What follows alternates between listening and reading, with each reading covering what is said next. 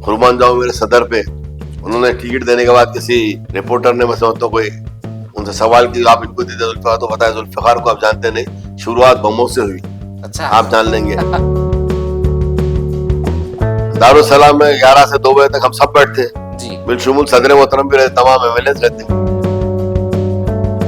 सदर मोहतरम भी मामू पुकारते, अच्छा। आज भी मामू पुकारते, जी। पूरे हैदराबाद के मामू बना दिए। माशाल्लाह। सदर बसा मामू बोले, हर भी मामू बोलता। ये लिबास में रऊफ लाला बोल रहे हैं। जी। जब मैं कॉलेज में था, जी। लोग शशि कपूर बोलते थे। तेरा मुझसे है पहले का नाता कोई। हमको फिरका परस्त कहने वालों, हमारे हाथ में हुकूमत आई तो हमने सबसे पहला मेयर हैदराबाद का हमारा पार्टी का प्रकाश चरो को बनाए, 3 मेयर दलित बनाए, जी। 2 मेयर मुसलमान बनाए। जब भी इलेक्शन आता, ये मकोड़े उठ के आते, हाँ। मोहर लगती, जल के मर जाते घोड़ों के रेस में। ये हाल है लोगों का, ऐसे लोग हैं ये। अब आजकल तो बंदर के हाथ में टुकटुक ये बोले सा आ गया खिलौना, बस बैठे दे दिए बयान, कुछ तो भी।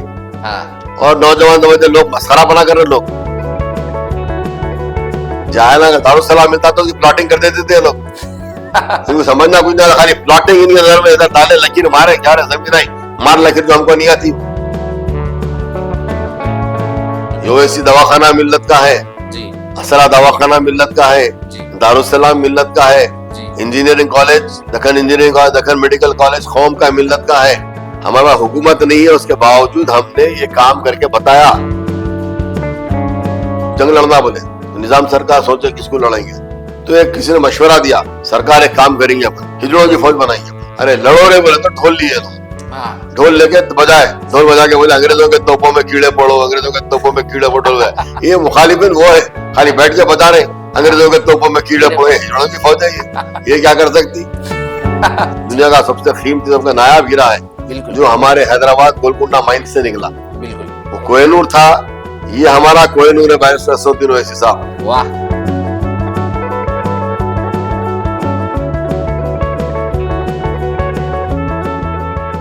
अस्सलाम वालेकुम, आदाब, नमस्ते, सत श्री अकाल, वड़क्कम। मैं आप लोगों का दोस्त मोहम्मद अब्दुल रज़ाक आज एक स्पेशल पॉडकास्ट आप लोगों के सामने पेश कर रहा हूँ। आज हमारे साथ एक ऐसी हैदराबाद की शख्सियत मौजूद है जिसका जन्म 1 नवंबर 1961 आई मीन द 1 नवंबर 1961 में हुआ, और आप के दिल में कौम के लिए, मिल्लत के लिए जज्बा इतना था कि आप जो है सो सालारे मिल्लत मरहूम जनाब सुल्तान सलाहुद्दीन ओवैसी साहब के साथ कदम ब कदम पार्टी के एक ऐसे मजबूत पिलर बन के रहे, और आज भी हमारी पार्टी ऑल इंडिया मजलिस इत्तेहादुल मुस्लिमीन के मजबूत पिलरों में से एक पिलर है।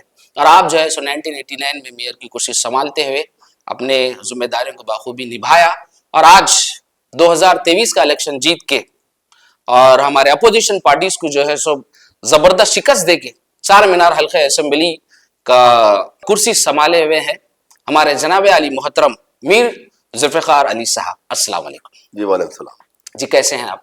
अल्हम्दुलिल्लाह, आप कैसे? बस अल्लाह का करम है। तो आज जो है सो आपको जो है, जब मैं आपके बारे में रिसर्च कर रहा था तो मेरे को आपकी कुछ फोटोज मिले जो हमारे सालारे मिल्लत जनाब मरहूम सुल्तान सलाहुद्दीन ओवैसी साहब के साथ आपकी कुछ एकदम यंग फोटोज, बहुत हैंडसम भी दिख रहे थे आप माशाल्लाह से। अभी भी माशाल्लाह आपके चेहरे पे नूर है और एक चामनेस आपके चेहरे पे आज भी है, शायद ये ड्राई फ्रूट का नतीजा होगा। तो मैं आपके वो फोटोज देखने के बाद मेरे को दिखा कि आपको बचपन से ही या फिर जवानी से ही जैसे सियासत में बहुत एक इंटरेस्टेड दिखे आप, और आप जो है बहुत मतलब ऐसा समझिए कि चढ़ती जवानी में आप जैसे सियासत में आप कूद गए। तो वो क्या चीज थी जो आपको सियासत की तरफ लेके गई, आपका जो मुतवज्जो आप हो गए उसके? देखिए, एक तो बचपन से ही लगा होना चाहिए सियासत की तरफ जी। और दूसरी बात सालाना मिल्लत में मोहब्बत थी जी। जिसकी वजह से मैं सियासत में। जी। और ये मतलब आप अच्छा, मैं सुना था कि ये तो मैं बाद में पूछेंगे सोचा था, बट अभी पूछ ले रहा हूँ क्योंकि आप उस दौर में जब ना सोशल मीडिया था ना कुछ नहीं था और उतनी पॉपुलेशन भी नहीं थी, फिर भी आपके उस वक्त कॉम्पिटिटर बहुत थे बल्कि सुना, और आपको जो है सो इलेक्शंस में मतलब लाइक आप लोगों को हराने के लिए जी जान की पूरी कोशिश करते थे, फिर भी आप लोगों के करीब तक नहीं आ सके और हैदराबाद में आप लोगों को शिकस्त नहीं दे सके। मैं ये भी सुना था कि भाई बम ब्लास्टिंग भी हुई थी, क्या ये सही बात है? जी बिल्कुल सही है।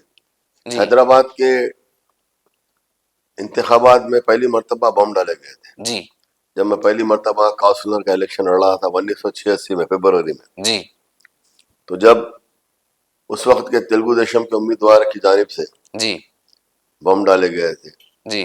सारी जमातें एक तरफ हो गई थी। जब भी बीजेपी तेलुगु देशम मिल गए थे, अच्छा ताकि बीजेपी का कैंडिडेट भी था, जी। लेकिन वो तमाम तेलुगु देशम के लिए काम कर रहे थे। अच्छा कांग्रेस थी, एक सीपीआई के भी एक पुराने लीडर थे, जी वो भी थे, लेकिन अल्हम्दुलिल्लाह बम डाले गए क्योंकि हमारे लोगों में जो जज्बा था, जी जो मजलिस इत्तेहादुल मुस्लिमीन के साथ जो मोहब्बत थी, जी बम डालने के बाद भी कई खवातीन जख्मी हुए जी और कई नौजवान भी जख्मी हुए, जी लेकिन उन्होंने दवाखाने को उस वक्त तक नहीं गया जी।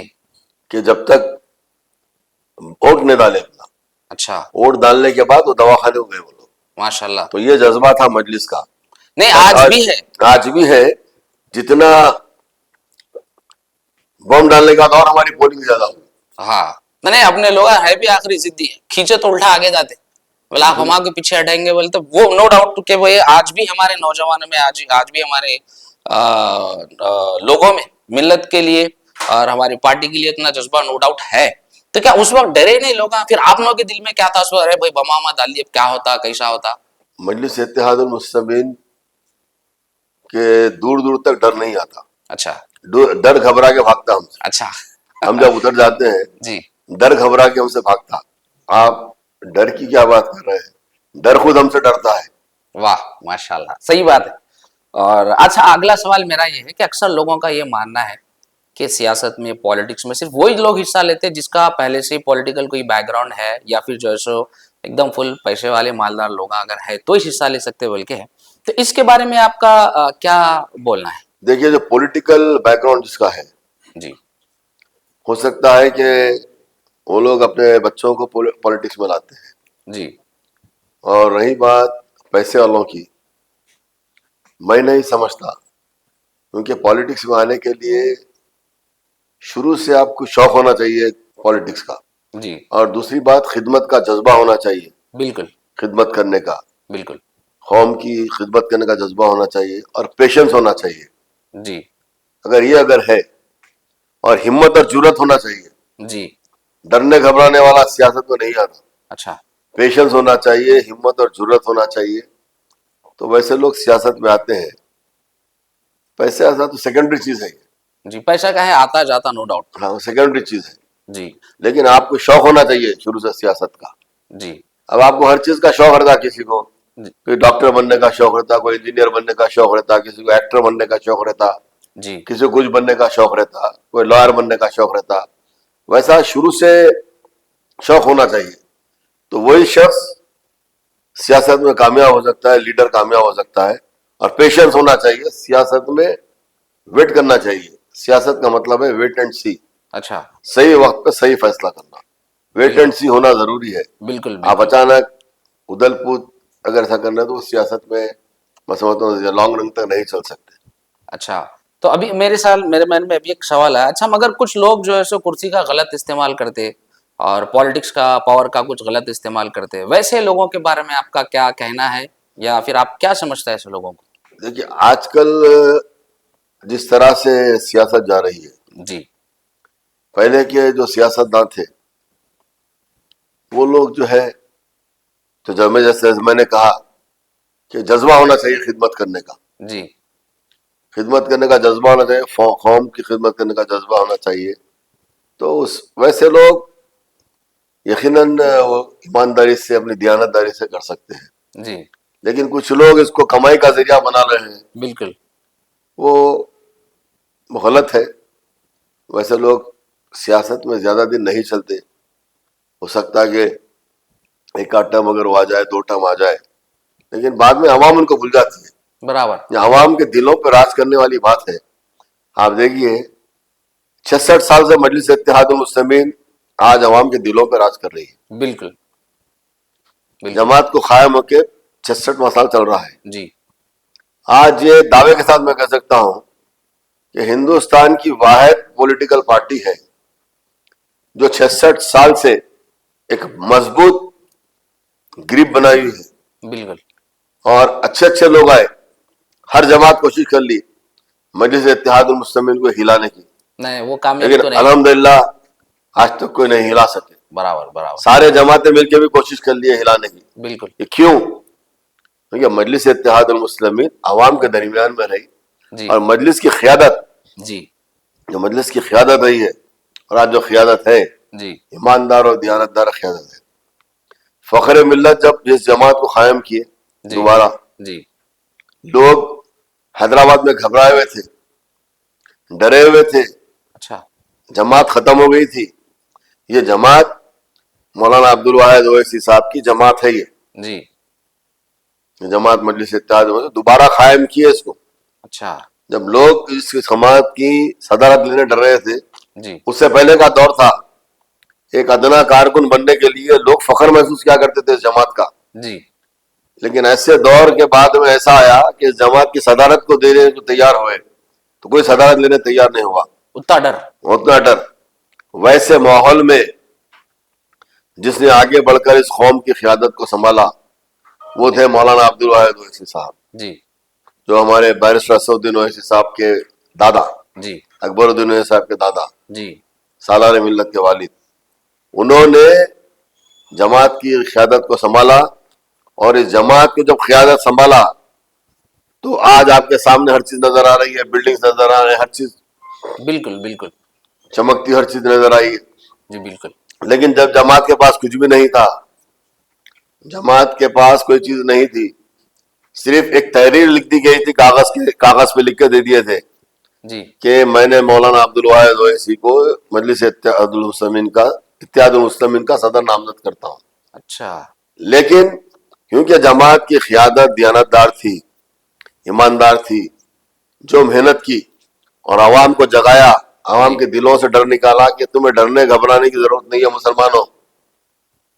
हिंदुस्तान का दस्तूर हमको इस बात की इजाजत देता है कि हिंदुस्तान के दस्तूर के तहत हम अपनी पॉलिटिकल पार्टी, सियासी जमात को कायम कर सकते हैं। बिल्कुल इन्होंने जमात को कायम किया और तरह हर जलसे करे, जी आवाम को इकट्ठा किया जी और आवाम को समझाया जी डरने घबराने की जरूरत नहीं है।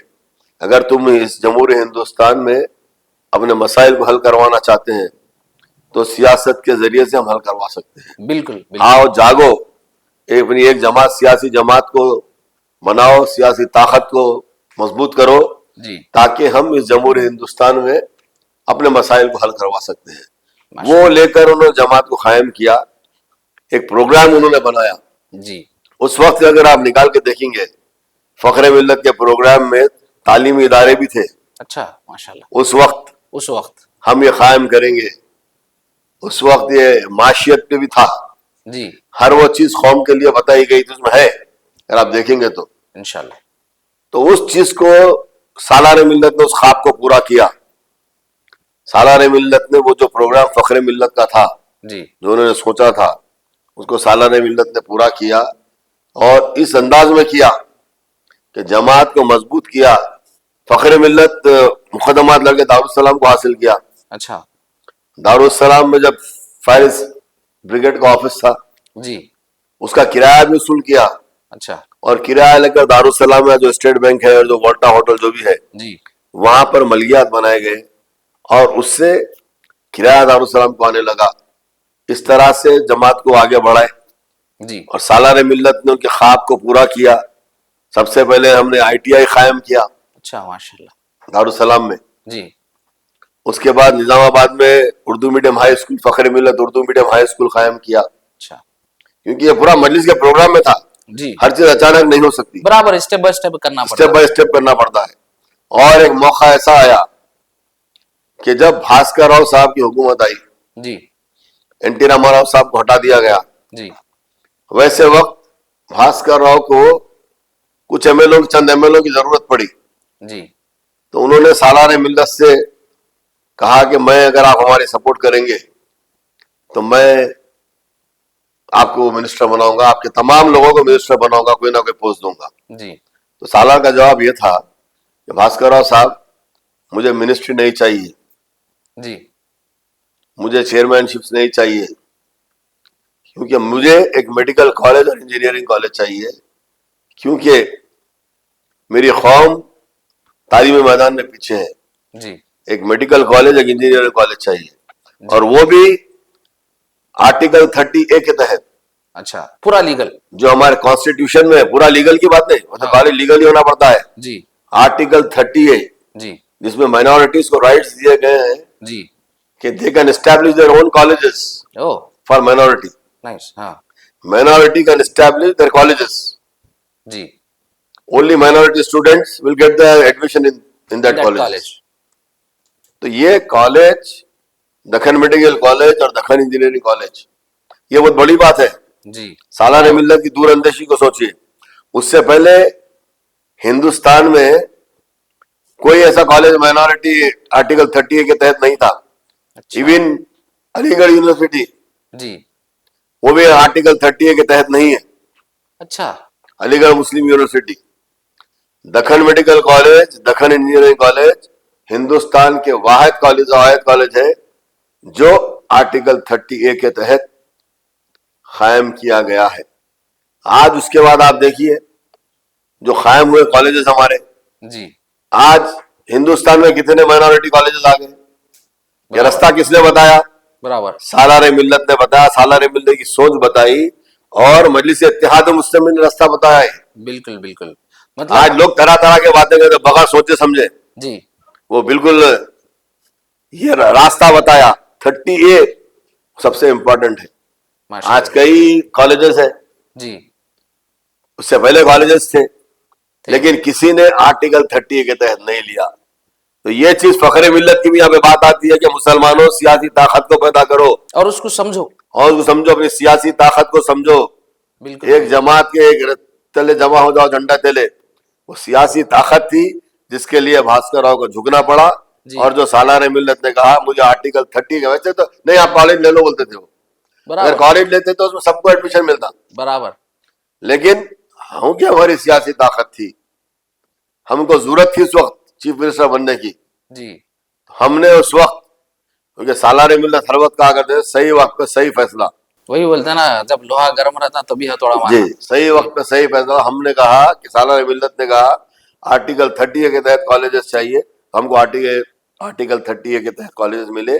आज Deccan medical college, Deccan engineering college से हजारों डॉक्टर्स बन के निकले। बिल्कुल। और एक बात आपको बताना चाहता हूँ, ये Deccan medical college, Deccan engineering college कायम होने से पहले जो उस्मानिया मेडिकल कॉलेज था, जी गांधी मेडिकल कॉलेज था, बिल्कुल काकतिया मेडिकल कॉलेज था, बिल्कुल। आंध्र में कॉलेजेस थे, जी इन तमाम कॉलेज में कितने मुसलमान डॉक्टर निकले होंगे आप अंदाजा नहीं कर सकते। जी 372 या 352 डॉक्टर पूरे आज तक कायम होते निकले थे मुसलमान डॉक्टर।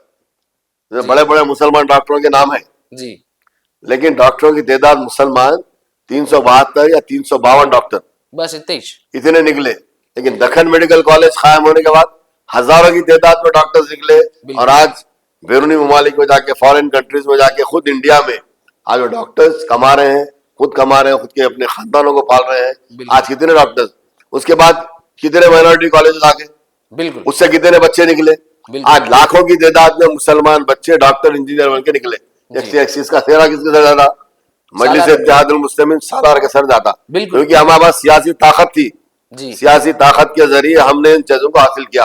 बिल्कुल। भास्कर राव को होना था हमारी तायद, हमने मिनिस्ट्री नहीं पूछी, अगर मिनिस्ट्री पूछती भास्कर राव का थोड़े दिन में फिर से हुकूमत गिर गई। बिल्कुल लेकिन सालार की दूरअंदेशी को समझिए, बिल्कुल बिल्कुल। क़यादत, ईमानदार, दियानतदार और कौम की खिदमत करने वाली, कौम का जज्बा रखने वाली क़यादत, वो क़यादत ने ये काम किया। आज कौम को जितना उनका एहसान माने कम है। बिल्कुल ना सिर्फ यहाँ पे रुके वो, जी उन्होंने कहा जब ये कॉलेज देने के बाद, क्योंकि हमको मुसलमानों को बैंक्स लोन नहीं देते, जी तरह तरह के लगाते हैं कंडीशंस, बिल्कुल तो उन्होंने कहा कि मुझे, मेरी कौम तिजारती मैदान में पीछे है, जी कोई बैंक खर्चा नहीं देता, मुझे एक फाइनेंस कॉर्पोरेशन चाहिए, माइनॉरिटी फाइनेंस कॉर्पोरेशन। अच्छा माइनॉरिटी फाइनेंस कॉर्पोरेशन भी कायम हुआ, जी और मजलिस इत्तेहादुल मुस्लिमीन की नुमाइंदगी के पर हुआ, सारा की नुमाइंदगी पर हुआ, जिससे कई मुसलमान आज भी इससे फायदा उठा रहे हैं। जी। ये सालार मिल जाती है। वो कौन सा था कॉर्पोरेट जो बैंक वगैरह? वही है ये माइनॉरिटी फाइनेंस कॉर्पोरेशन। अच्छा जो माइनॉरिटी फाइनेंस कॉर्पोरेशन है जो इंडस्ट्रीज के लिए उसके लिए फाइनेंस करता है, अच्छा अच्छा तो उसमें मुसलमानों को फाइनेंस माइनॉरिटी का है, अच्छा। तो मुसलमानों को भी फाइनेंस मिलना शुरू हुआ उसमें। ओके, कई इंडस्ट्रीज में मुसलमान आए। ये सोच होना चाहिए, बिल्कुल ये दूरअंदेशी थी। बिल्कुल यहाँ आने के सिर्फ ऐसा नहीं कि यहाँ के यहाँ तक सोचना, बिल्कुल सोच एक विजन होना चाहिए इंसान में। आज हम सोचते हैं जो भी करते हैं, आने वाले दिनों में क्या होने वाला है आगे की सोचना चाहिए। बिल्कुल वो विजन सालार में था। बिल्कुल। अगर उन्हें वक्त या खाली कोई मिनिस्ट्री ले लेते और भास्कर साहब की जो है सो अगर मिनिस्ट्री गिर जाती, 3 महीने गिर गई, खत्म महीने खत्म भर में गिर गई। मैं समझता हूँ जी, क्या होता था। खत्म, कुछ भी हासिल नहीं रहता था। नहीं, बराबर, बिल्कुल सही डिसीजन था। आज लाखों बच्चे जो है आज इंजीनियर इंजीनियर डॉक्टर बन रहे हैं। बिल्कुल बिल्कुल। और वन ऑफ खाली द आंध्रा तेलंगाना में बात नहीं बोलूंगा, जी। कर्नाटक में कॉलेजेस खुले, जी महाराष्ट्र में खुले, जी आपके गुजरात में है, हर जगह पे कॉलेजेस खुले हुए। बिल्कुल। आर्टिकल 30 कहते हैं माइनॉरिटी कॉलेजेस। बिल्कुल बिल्कुल ये चीज होना चाहिए, लीडर क़यादत में ये होना चाहिए, बिल्कुल दूर की सोचना चाहिए, जो विजन होना चाहिए, जो सालार मिल्लत में था। बिल्कुल बिल्कुल और मजलिस इत्तेहादुल मुस्लिमीन में है ये विजन। हम उसी पर काम करते हैं, जो फखरे मिल्लत का ख्वाब है वो स्टेप बाय स्टेप हम पूरा करते जा रहे हैं। एक इंशाल्लाह लॉन्ग टर्म प्रोग्राम है ये, इंशाल्लाह खाली यहाँ का या नहीं, लॉन्ग टर्म प्रोग्राम है जिसको हम कंप्लीट कर रहे हैं। और आज उसी ख्वाब को नखीब मिल्लत हलाज बैरिस्टर असदुद्दीन ओवैसी साहब, अकबरुद्दीन ओवैसी साहब, ये लोग पूरा कर रहे हैं। आज के हमारे सदर, जी अल्हम्दुलिल्लाह। आज मैं समझता हूँ कि जिस तरह से मजलिस इत्तेहादुल मुस्लिमीन उनके अंडर में काम कर रही है, जिस तरह से जो जज्बा है काम करने का, आज उस ख्वाब को पूरा कर रहे हैं। आप देखिए आज दवाखाने बनते जा रहे हैं। कैसे दवाखाने बने, जी, आज जाके देखिए आप, असरा दवाखाना कैसा है, बेहतरीन है, बेहतरीन, ओवैसी हॉस्पिटल कैसा है। बिल्कुल और एक बात बोलना भूल गया मैं आपको, जी वर्ल्ड बैंक से प्रेसिडेंट आए थे, वाइस प्रेसिडेंट आए थे यहाँ, जी तो उनको कोई लोग यहाँ के हमारे लोग दूसरे ऑर्गेनाइजेशन बुलाए थे, जी वो हमारे को पता नहीं था। लेकिन हम जाके जब उनको एयरपोर्ट पर रिप्रेजेंट करें हम, जी कि हमारा भी कॉलेज है, देखिए ये ऐसा है। जब बिल्डिंग बन रही थी हम, जी तो वो हमारे पास जब आए, लोगों ने थोड़ा अपोज किया। आवाज लोग हैं जी जो शुरू से मजलिस इत्तेहाद से मुखालिफत करते हैं। हम लोग बिल्कुल बिल्कुल है, कुछ लोग शुरू से लोग मुखालिफत करते हैं। जी जब कॉलेज खुल रहा था, जब बोले जा रहे कॉलेज तो ले रहे लोग, कहाँ पढ़ा के दारुसलाम के झाड़ों के, इमली के झाड़ के नीचे पढ़ाते क्या, अच्छा, ऐसे भी ऐसे बात है। तंजिया बातें की जी बाद लोग। लेकिन अल्हम्दुलिल्लाह जब कॉलेज बनने के बाद वैसे लोग हमारे नौकरी पूछने आए सालार के पास, अच्छा, हमको कॉलेज में नौकरी दो। ये मुखालिफत मजलिस की शुरू से होती भाई। जी और ये मुखालिफों की, ये मुखालिफत की हम परवाह नहीं करते, बिल्कुल मुखालिफिन की। हम अपना काम करते, हमारा एक नजरिया है, एक गोल हमारा है, हमको वहां पहुंचना है।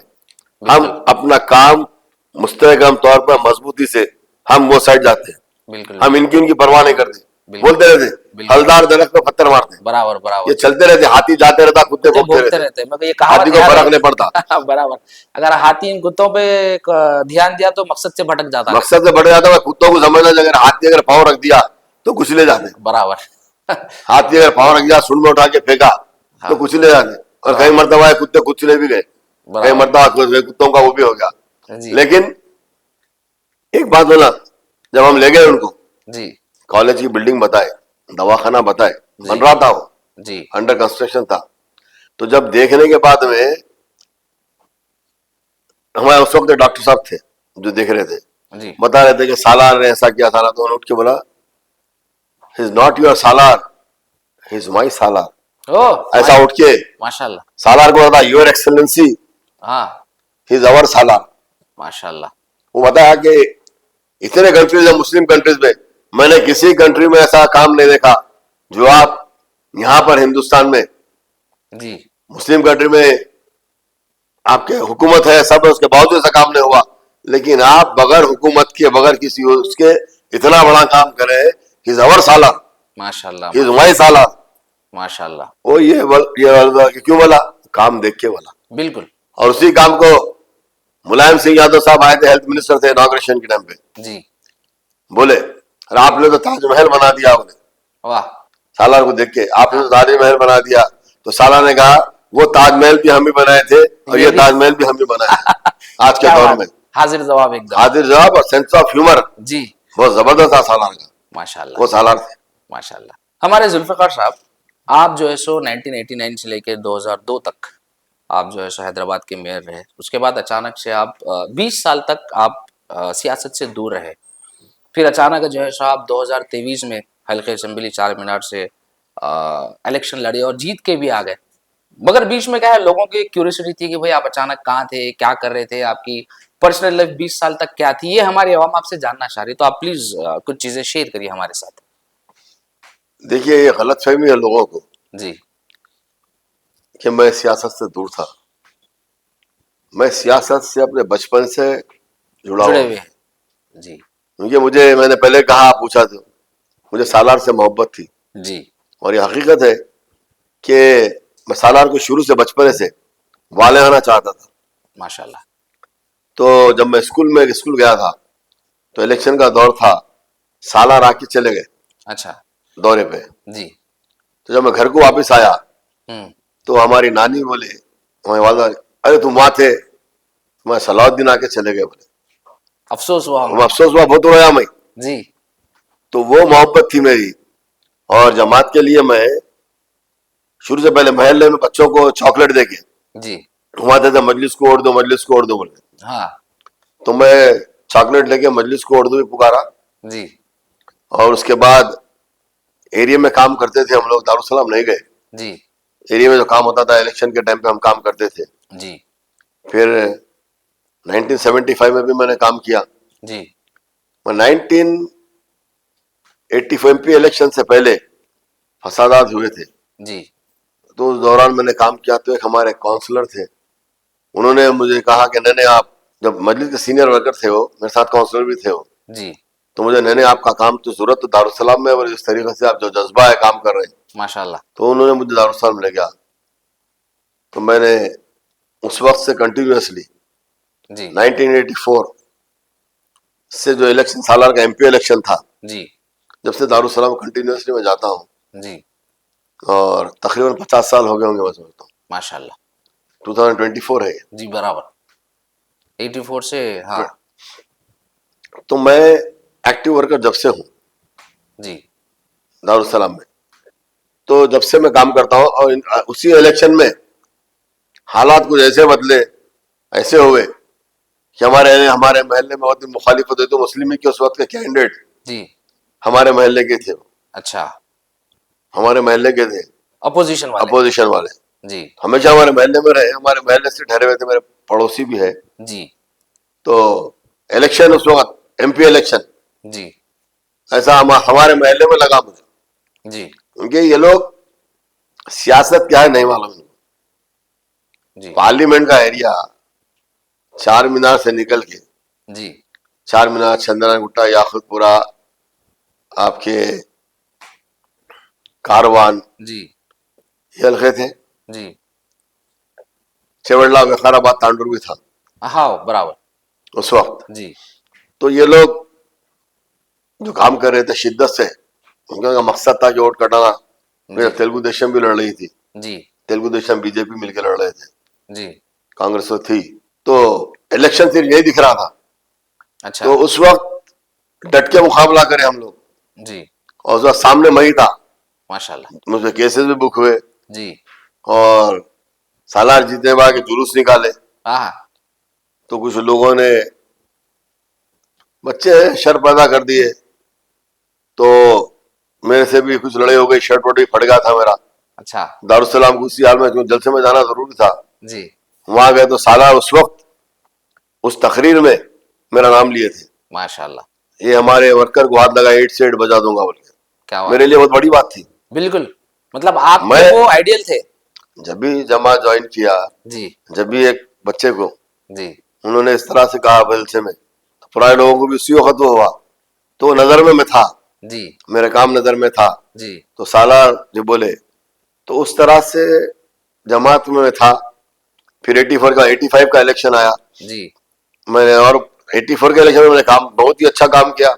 जी मैं सालार के साथ चेवड़ला, विकाराबाद, तांडुर भी जाता था, हमारी कार में भी जाता था, साल साथ रहता था मैं उस माशाल्लाह वक्त से। माशाल्लाह। जब से जमात में आ गया मैं भी एक्टिव हो गया। इलेक्शन के दौरान मैंने काम किया, इधर हल्कों में भी किया, जी तो वहां पर भी किया।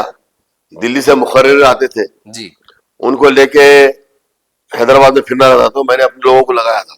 जी वो लोग उनके साथ रहते थे, जी जहाँ वो रहते थे ख्याम करते थे, वहां से लेके जलसों में जाते थे।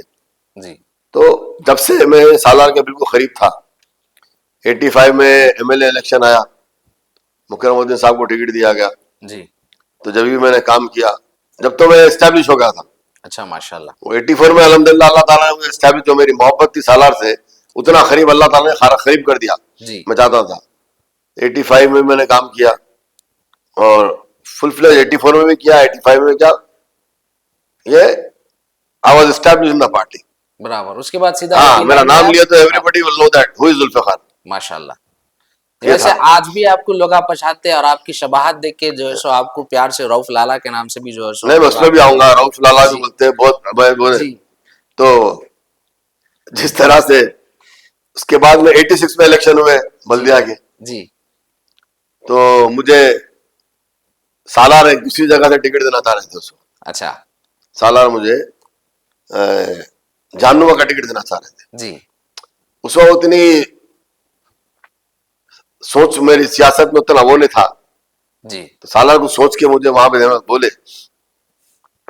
मैंने जिद करके 4 महल का टिकट लिया, जी जहां मैं रहता था, जी। जबकि 4 महल में मेजोरिटी कम थी हमारी, अच्छा क्योंकि वो ऐसा एरिया है, वहां पर कॉस्मोपॉलिटन एरिया है। जी वहां पे सिख मिलेंगे आपको, जी। क्रिश्चियन मिलेंगे, हिंदू हिंदू मिलेंगे, जी ब्राह्मण जो है, जी और दलित मिलेंगे, आदिवासी मिलेंगे, मुसलमान, अग्रवाल, जी जैन, जी ये तमाम लोग वहां पे हैं। जी। और तेलुगु देशम का जोर था उस वक्त। अच्छा तो मैं जिद करके लिया, हम्म। नहीं सालार मैं ही लेता हूँ। तो मैं सालार से अलहमदुलिल्लाह इतना क्लोज हो गया था, मैं जिद कर रहे कि काबिल हो गया था सालार से, जी कि सालार चाहते थे। जी मैं जिद करा, उन्होंने फिर भी बोल रहे नहीं, मैं तुम जाओ लड़ो, बोल सकते थे। हाँ तो मुस्कुरा के ठीक है बोले, माशाल्लाह, ये बड़ी बात है एक्चुअली। हाँ ठीक है आप यहाँ से लड़ो, क्योंकि हमारे जो उस वक्त के वहां के साथियां थे, वर्कर थे, नहीं आपको लड़ना ऐसे, यहाँ से लड़ना, यहाँ से लड़ना। जी तो हम दिमाग से नहीं दिल से काम लिए। माशाल्लाह।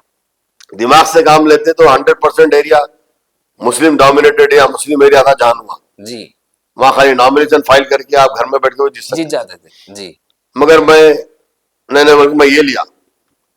ये लेने के बाद जो है सो उस वक्त भी यहाँ पे एक सीपीआई के लीडर थे, जी सीपीआई के लीडर, वो सालार के पास आए, पहले काउंसलर थे खांसी बता के। जी। खैर मैं उनका नाम लेना मुनासिब नहीं समझता, बिल्कुल बिल्कुल। नाम ले लूंगा, दुनिया में है भी नहीं बेचारे वो, जी अल्लाह उनको खैर रहमत करे। मगर उन्होंने दारुसलाम को आए, आके सालार से बोले सालार मैं इलेक्शन लड़ना चाह रहा हूँ। जी सालार बोले वेलकम, बहुत अच्छी बात है आप आइए, क्योंकि सालार साहब काउंसलर भी थे वो। अच्छा तो सालार काउंसलर थे, वो भी काउंसलर थे, और बहुत बेहतरीन मुखर्रिर थे। माशाल्लाह। और इंडिपेंडेंट जीत क्या, सीपीआई से जीत के आते थे वो, अच्छा इंडिपेंडेंट। नहीं सीपीआई से, जी हाँ। तो कॉमरेड थे जी वो, खांसी बता से जीतते थे। जी तो आके बोले, उनका वो था मैं लड़ना चाह रहा हूँ, क्योंकि कई दिनों के बाद में इलेक्शन हुआ, जी कोर्ट के ऑर्डर पे इलेक्शन हुआ था, जी। बल्दिया खत्म हो गई थी, जी तेलंगाना एजुटेशन के बाद तेलंगाना लड़े, लड़के वो बता रहे थे, बहुत बेस्ट का बोले। तो बोले सालार मैं, आप जाइए सालार, बोल उनका जाके पार्टी के मेंबरशिप ले लीजिए आप, जी। मैं आपको टिकट दे देता हूँ। नहीं सालार मैं मजलिस से लड़ने नहीं आया, मैं इंडिपेंडेंट लड़ा हूँ। तो यहाँ क्यों आए पूछे सालार। बिल्कुल हाँ। नहीं आपको बोलने आया हूँ, ये बात बोलना जरूरी है, अच्छा क्योंकि मेरे से ताल्लुक रखती है बात। अच्छा। तो बोले कि नहीं मैं आपको खाली इत्तला देने आया हूँ कि मैं, अरे आप यहाँ से लड़ो, मैं आपको टिकट देने तैयार हूँ। जी नहीं मैं अपने लोगों को नाराज करना नहीं चाहता। अच्छा। तो साला बोले ठीक है, आप अपने लोगों को नाराज करना नहीं चाहते, मैं भी अपने लोगों को नाराज करना नहीं चाहता। और वक्त बदल गया, आपके अगेंस्ट में बच्चे को डाल के हरा दूंगा आपके अगेंस्ट। वाह। मैं समझता हो सकता सालार वो, जब वो उनसे बोले तो राजी हुए सालार मुझे देने के लिए, बिल्कुल वरना बिल्कुल। उन वहां देने का चाहते थे मुझे, जानूमा में। क्योंकि वो चाहते थे, वो ये नहीं थे कि मैं सियासत में लॉस कर दूंगा, लूज करूंगा, ये तो नहीं सोचते। जी तो जब बोले उन्होंने आपके अगेंस्ट बच्चे को डाल के हराऊंगा, और अल्हम्दुलिल्लाह वैसी हुआ, जी उनकी जमानत जब्त हुई। जी। क्योंकि मेरे अगेंस्ट जो लड़ रहे थे कांग्रेस से भी एक बहुत बड़े कांग्रेस के लीडर थे सीनियर, अच्छा वो थे और ये थे, और तेलुगु देशम थी, ये 3 मुसलमान लड़ रहे थे। जी बीजेपी तेलुगु देशम एक हो गए, आखिरी में वो हालात देखे जिस तरह से पोलिंग हो रही थी, जो जिस जगह पे वो जा रहे थे घर में, उनको किसी ने जलसा करने के लिए लाइट नहीं दिया। अच्छा जो साहब थे जी। जहां भी जा रहे थे, लोग बोले घरों पे गए, माफी चाहते हम, हमारा बच्चा लड़ रहा, आपको वोट नहीं दे सकते। हाँ पब्लिक बोल रही थी। क्या बात, तो ये मोहब्बत थी आपके हाँ, लिए? महल्ले में जो मोहब्बत थी हमारी, जी मोहब्बत मेरी क्या मजलिस से मोहब्बत थी। बिल्कुल। अरे मैं महल्ले का था तो लोगों में वो भी था, पर बिल्कुल। मोहब्बत तो मजलिस की थी। बराबर बिल्कुल। तो ये बात हुई, अब बम भी डाले गए, जी उसके बावजूद अल्हम्दुलिल्लाह मेरी कामयाबी हुई। माशाल्लाह। तो सालार भी बहुत खुश हुए। सालार को टेंशन था मेरे इलेक्शन का, बिल्कुल वो जिस तरीके से मैं कामयाब हुआ। उसके बाद 86 में मैं काउंसलर बना, जी तो सालार मुझे स्टैंडिंग कमेटी में लिए, बल्दिया की माशाल्लाह। स्टैंडिंग कमेटी यानी कि कैबिनेट। जी वो पूरे पावर्स उनको रहते, चेयरमैन रहता, वो रहता, मेरे कोई पावर्स नहीं रहते, उसको रहता। जी तो स्टैंडिंग कमेटी में लिए, 2 साल मुझे स्टैंडिंग कमेटी में रखे। जी दूसरे साल ही मुझे फ्लोर लीडर भी बनाया उन्होंने। अच्छा दूसरे साल फ्लोर लीडर बनाया, और दूसरे और तीसरे साल 2 फ्लोर लीडर रखे मुझे। जी मुझे ट्रेन करे वो पूरी तरीके से, क्या बात। पूरी तरीके से तैयार करे। जी चौथे साल मुझे मेयर बनाए। जब माशाल्लाह। मेयर बना मैं, मेरी उम्र 26 साल की थी। अरे माशाल्लाह, बहुत बहुत कम उम्र 26 में साल हो गया। 3 महीने। जी और दुनिया का यंगेस्ट मेयर था मैं, और आज भी दुनिया का यंगेस्ट मेयर मैं हूँ।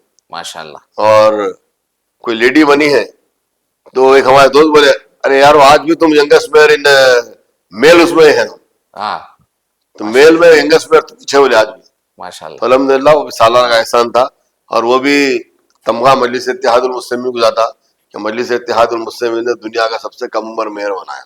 माशाल्लाह। उसके बाद मैं कॉर्पोरेशन पूरी हुई, जमात में था। जी 94 में मैं आसिफ नगर का इलेक्शन लड़ा, एमएलए का, जी एमएलए का इलेक्शन लड़ा। जी और उस वक्त मजलिस में कुछ बाबरी मस्जिद का इशू था। जी 92 का जो जी 90 हाँ 94 में इलेक्शन हुआ। जी नहीं, वो बाबरी मस्जिद का 92 से 92 में हाँ शहीद हुई। जी 94 में मजलिस के हमारे, हम लोग आपस में लड़के वोट बटे, जी तो 1600 वोटों से या 1900 वोटों से हमारी शिकस्त हुई जी वहां पर। और उसके बाद में मैं जमात के साथ था। और लोग ये कह रहे मैं दूर नहीं था, मैं डेली, मेरा काम ही रूटीन ये था कि मैं दारुसलाम में डेली जाता था। जी सोशल मीडिया पे रहते बस आप? मैं सोशल में, क्योंकि मुझे आदत नहीं है किसी के भी कामों में बीच में जाके मैं काम टांग अड़ाऊं। जी मुझे कोई एमएलए है, कोई कॉर्पोरेटर है, जब वो है तो मैं जाके उनके हलकों में जाके झांकना नहीं चाहता कि ताकि किसी को तकलीफ हो, तकलीफ होती। हाँ। अरे भाई इन्हों क्यों आ रहे, बराबर बराबर मैं आने के बाद दूसरा कुछ बोल नहीं सकता। बराबर तो मैं जो है सो वो नहीं चाहता, और ये इंसानी फितरत है, कोई नहीं चाहता कि किसी के भाई मामलात में, किसी के उसमें काम में कोई अमल दखल करे। बिल्कुल बिल्कुल बिल्कुल हाँ, बिल्कुल क्योंकि मेरे करने की सोच एक अलग है, आपके करने की सोच अलग रहती, आपकी अलग रहती। बिल्कुल तो बिल्कुल मैं अपनी सोच से, अपने उसे जवाब दे, जो भी शख्स दवा है, जो भी है मैं हूं, जो भी है वही हूँ। जी वो बीच में जाने से मैं कोई जवाब देवा पे नहीं था, जी मैं उसमें जाना नहीं चाहता था। और जमात के हर प्रोग्राम में, हर जलसे में, हर इलेक्शन में मैं जमात का काम किया। जी उसी तरीके से क्या वफादार सिपाही की तरह किया, और आदमी में जमात का छोटा सा मामूली सिपाही वैसी काम किया। फिर 2002 में डायरेक्ट मेयर का इलेक्शन हुआ, जी उसमें भी सालार ने मुझे टिकट दिया जी और हमने काम किया। मेरी जीत हुई वहां पर, जी लेकिन उसके बावजूद विदाउट काउंटिंग, चंद्रबाबू नायडू की हुकूमत थी, गवर्नमेंट तेलुगु देशम की थी, जी उसने मेयर का इलेक्शन डिक्लेयर किया। अच्छा आज काउंटिंग हुई तो आज बताना था ना, बराबर नहीं बताए। दूसरे दिन 4 बजे तक भी काउंटिंग हुई, 6 बजे, 8 बजे, 9 बजे रात को डिक्लेयर करे, और मेरे 58,000 वोट। माशाल्लाह पहली बार हिंदुस्तान की हिस्ट्री में कि जो रिजेक्ट करे वो लोग, जो माशाल्लाह रिजेक्ट करना नहीं चाहिए था। जी एक इतना बड़ा बैलेट पेपर था, जी और थंब इंप्रेशन ले रहे थे उस पर, जी लेके बैलेट पेपर दे रहे थे।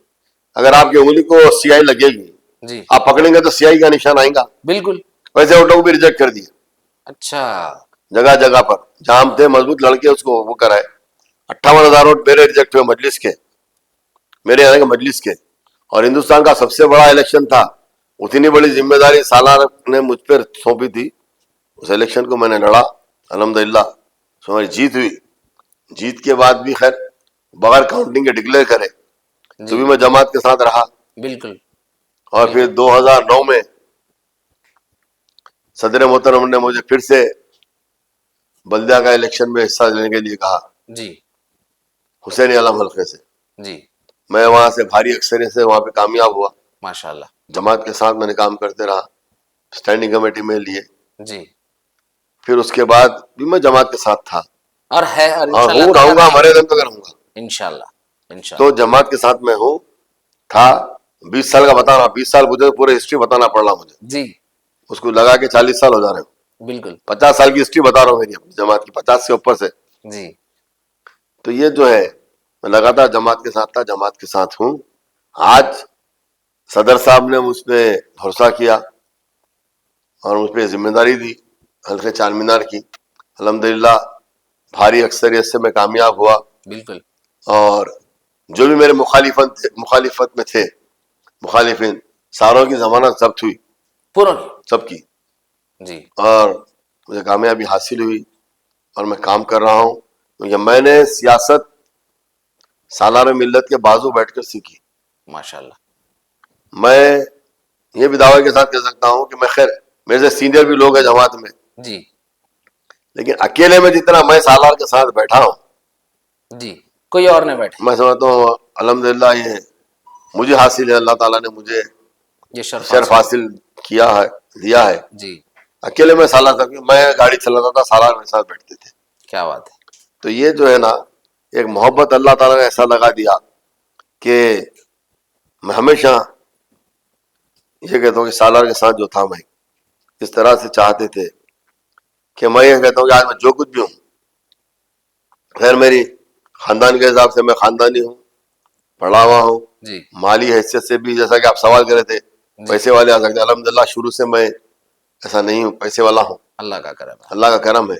जी आज बहुत मेरे पास अल्लाह का दिया हुआ बहुत है, खानदान से मुझे हासिल हुआ। जी लेकिन उसके बावजूद भी आज जो लोग पहचान रहे हैं मुझे, आज वो लोग पहचान रहे हैं, किसकी तरफ से पहचान रहे हैं? जमात की तरफ से पहचान बिल्कुल रहे हैं। आज लोग, आज भी मुझे मेयर साहब बोल के पुकारते हैं। जी मेयर से हटके 33 साल हो गया मैं, जी लेकिन आज भी लोग मेयर साहब पुकारते हैं। मैंने जो काम किया हैदराबाद में, इतना डेवलपमेंट लाया मेयर के दौर में, जी इसलिए किया, मैं तो बच्चा था, सालार की गाइडेंस थी, बिल्कुल सालार बताते थे मियाँ ये करना, मियाँ ये करना। मैंने हिंदुस्तान भर के मेयरों को लाके हैदराबाद में झाड़ू दिला दी वाह उस वक्त, माशाल्लाह। क्योंकि उस वक्त गवर्नमेंट स्वीपर्स को, बल्दिया में जितने कचरा उठाने वाले, झाड़ू देने वाले, इनको नौकरी नहीं दे रहे थे, एंटी रामाराव साहब। अच्छा उनके खिलाफ हमने एजिटेशन की मेरे दौर में, जी हर एरिया में डेली जाके झाड़ू देता था मैं, और मेयर कॉन्फ्रेंस में करा। अल्लाह ताला ने मुझे ये भी इसका एजाज हासिल है हैदराबाद में, जी और मैं all India council of mayors का वाइस प्रेसिडेंट भी रहा हूँ। माशाल्लाह, ये बहुत बड़ी बात है हाँ, माशाल्लाह। और हर एरिया में झाड़ू देता था एनटीआर के खिलाफ, हर काउंसिलर के एरिया में।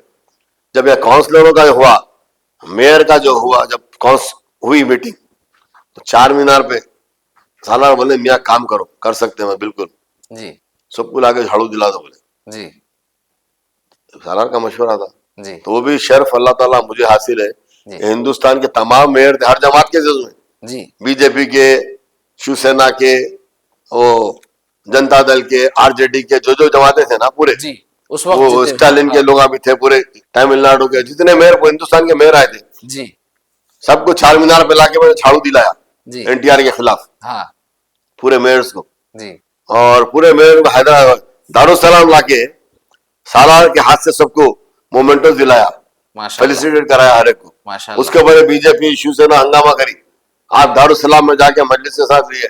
अरे ये मजलिस की सियासत है, तुम जी क्या समझते? पूरे बराबर हैदराबाद में आके झाड़ू दिला दिया सबसे, हाँ एनटीआर का हमारा भी काम हो गया, हाँ ऐसी झाड़ू दी, एनटीआर साफ हो गया। हाँ? और हम जो बोले वो हुआ, और सबको लाके सालार के हाथ से मोमेंटो दिलाए। वो मेयर के पूरे मेयर्स के ऊपर हंगामा आ गया, एक ही दिन में पूरा हुआ। बोला मैंने बराबर जाते, क्यों नहीं जाएंगे? सोशल वर्क है वही। हम गए, हाँ। वो भी गए, दारुसलाम गए, बिल्कुल दावत दी, हम गए। जी पूरों को लाके बीजेपी शिवसेना जितने थे सब सालार के पेट में मुंडी डाले, कहीं तो पावा पड़े, जी सबको हम जो है सो मोमेंटो दिए। तराजू निशान था हमारा, अच्छा एक घड़ी बना के जी तराजू के ऊपर घड़ी, ऊपर मजलिस का चांद तारा। जी अगर ये सब आप बोलते तो मैं झाड़ू की फोटो लाता था, वो मोमेंटो आज मेरे पास है जो बनाए थे हम। जी मजलिस का चांद सात तारे हैं नीचे, जी ऊपर चांद सात तारे, तराजू, बाजू घड़ी थी कि हमेशा जब भी क्या घड़ी लगा के रखना, बेहतरीन मोमेंट तो हमने दिया। जी तो ये मैं मोदी से साथ लगा हुआ हूं मैं, उसके बावजूद भी आज तक भी साथ था मैं। तो बिल्कुल ये देखिए लोग आज बोलते हैं ये सियासत है कि हिंदुस्तान के मेयरों को झाड़ू भी दिलाए, जी फिर दारुसलाम को भी लाए, जी और बीजेपी जो मुखालिफिन थे, बीजेपी जो हमारे मुखालिफ बता दिए ये देखो हम्म सियासत क्या चीज है। साला बोलते थे हमारे घर की लौंडी है, हाँ हमने भी हुक्मरानी की जहां पाने की 900 बरस तक बोलते साला। जी माशाल्लाह। ये वो सियासत हमारी घर की लौंडी है, आज ऐसी बोलते थे, आज भी बोल रहे हैं लोग, क्या मालूम है। बिल्कुल बिल्कुल बिल्कुल। अच्छा आपसे एक और सवाल ये था कि जो है सो ना एमएलए की सीट तक पहुंचने के वास्ते लोग बहुत जिद्दोजहद करते, बहुत मेहनत करते, पापड़ा मिल लेते, मगर आपको जो है सो एमएलए के वास्ते डायरेक्ट अपॉइंट करे। तो मेरे को ये आपसे पूछना था कि आप ऐसी क्या खिदमत अंजाम दिए और आप ऐसा क्या करें कि आपको जो है सो डायरेक्ट एमएलए के लिए अपॉइंट करें। देखिए इस सवाल का जवाब जो पहले के सवाल में मैं दे दिया जी एडवांस में, जी क्योंकि एमएलए की सीट मुझे 1994 में मुझे मिली, जी आसिफ नगर से इलेक्शन लड़ा मैं। जी आज आके 2023 में मिली, तो ऐसी कोई बात नहीं थी। मेरी वफादारी जमात के साथ, जी एक अटूट वफादारी और दियानतदारी, और जमात का मैं अदना कारकुन सिपाही हूँ, वो वजह थी जो मेरी। आज भी मैं वफादार, जमात का वफादार रहा हूँ। कभी मैंने कभी अपनी भाव में गिरा नहीं डाली मैं, अगर मुझे टिकट नहीं मिला, सीनियर था, 94 में लड़ा मैं, जी फिर वो इलेक्शन हारा, 2000 के इलेक्शन में हारे हुए, जीत के भी हारे। जी उसके बावजूद मैं कभी अपने भाव में गिरा नहीं डाला, जी कभी नाराजगी अपनी नहीं बताई। अब मैंने ये सोचा हमेशा मेरी किस्मत में अल्लाह लिखा तो दुनिया की कोई ताकत रोक नहीं सकती। बराबर। अच्छा आपको ऐसा कभी ऐसा महसूस नहीं हुआ कि भाई मैं कोई यहाँ से 94 में मैं इलेक्शन लड़ा, उसके बाद कभी ऐसा हुआ नहीं, तो आपको कहीं बाहर के पार्टी वाले ऐसा कुछ ऑफर नहीं दिए ऐसा कि भाई। किसी की जरूरत और हिम्मत नहीं हुई अच्छा मेरे पास आने की। जी उनको मालूम था क्या आप ये माल बिकाऊ नहीं है। जी क्या आप एकदम जमात को लेके वफादार है, उनके साथ आप जुड़े हुए सवाल हैं। सवाल ही बदल। जी नहीं जनरली ऐसा होता कि भाई फला आदमी को टिकट नहीं मिल रही, चलो उनको अपनी तरफ खींच लेंगे वो ऐसा। खींचते, मगर यहाँ पे कभी हम डगमगाए ना, जी उनको मालूम है ये कभी वो नहीं। और एक बात बोलो, मैं बता बात तो कर जी कि सियासत में आज जो भी हूं जी मैं हर एक के सामने बोलता हूँ, हर जगह मैं शर्म नहीं आती। बता आगे मैं खानदानी हिसाब से, पैसे के हिसाब से, शुरू से जी फैमिली बैकग्राउंड जो भी मेरा रहा है, जी वो हिसाब से अल्हम्दुलिल्लाह शायद ही कोई टक्कर में है जो भी है। नहीं मगर अल्हम्दुलिल्लाह। आज जो कुछ भी हूं जी मैं फखर से कहता हूँ कि सालारे मिलने का जूतियों का तूफैल बोलता हूँ माशाल्लाह। नहीं वो आप सियासत में। जी जी अल्लाह और उसके रसूल के बाद में मेरे जरिया सालार बने, जी तो मैं वो मानने वाला हूँ। जी तो उस चीज को कोई खरीद आ नहीं सकता। बिल्कुल बिल्कुल।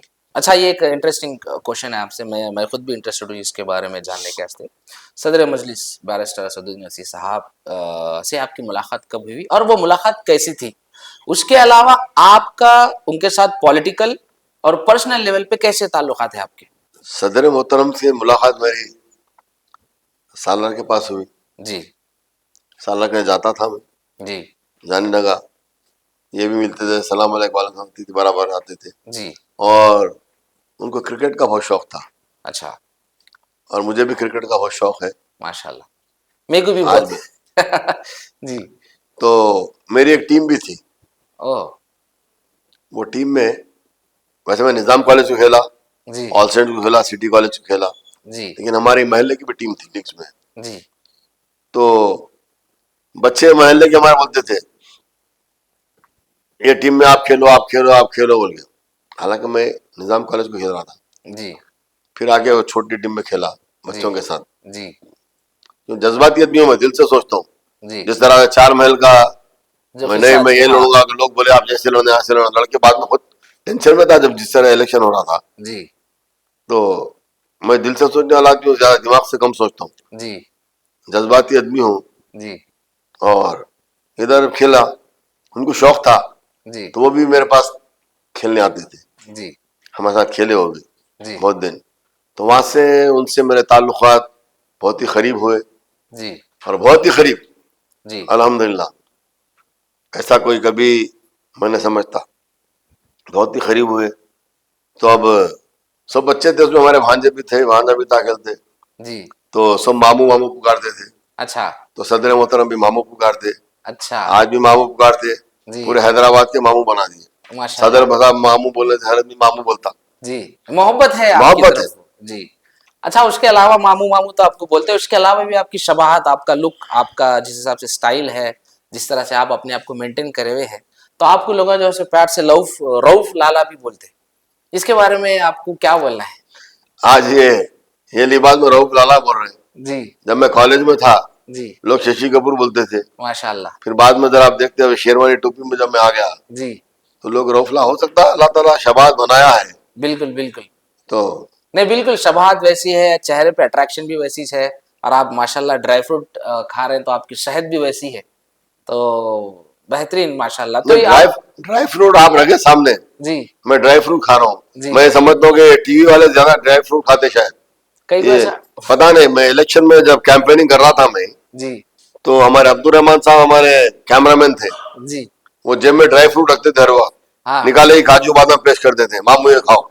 तो मैं समझता हूँ ये आप टीवी वाले जो है जी ड्राई फ्रूट खाते, वैसे आप लाके सामने रखे ड्राई फ्रूट, जी। तो ये आप लोग खाते होंगे ड्राई फ्रूट, वैसे ड्राई फ्रूट खा रहा हूँ मैं भी। नहीं नहीं हमारे मालूम हुआ कि आप इन चीजों के शौकीन हैं, तो हम सोचे कि भाई आपके लिए ये पेश करना ज्यादा बेहतर रहेगा। ना अब्दुल रहमान ना उसलिए बोले हो, अच्छा ऐसा है। मैं उसलिए वाला काजू बादाम बोले ना वाला ना, अब्दुल रहमान साहब है अच्छा हमारे, जी जी जी तो ये जो है सो ऐसा है। जी। अच्छा आप एमएलए बनने के बाद आपके ताल्लुकात हमारे अवाम के साथ कैसे हैं, या क्या हमारी अवाम आपको जो है एक नए चेहरे की तरह देख रही है, या फिर आपकी पुरानी मोहब्बत उनके दिलों में आज भी बरकरार है? क्या है आपका पॉइंट ऑफ व्यू के बारे में? जो पुराने लोग हैं जी वो मुझे जानते थे, मेरे काम को जानते थे। जी मैं हमेशा जिस तरह से काम किया, आज भी वो काम अवाम के दरमियान में है, अवाम याद रखती है। जी और उस वक्त हैदराबाद में जितने कामों के इनॉग्रेशन है, बड़े कामों के, जी मिसाल के तौर पे खैरताबाद फ्लाईओवर ब्रिज है, जी। मेरे टाइम पे हुआ। अच्छा लालापेट फ्लाईओवर है, जी मेरे टाइम पे। लालागुड़ा जी लालागुड़ा फ्लाईओवर मेरे टाइम पे हुआ।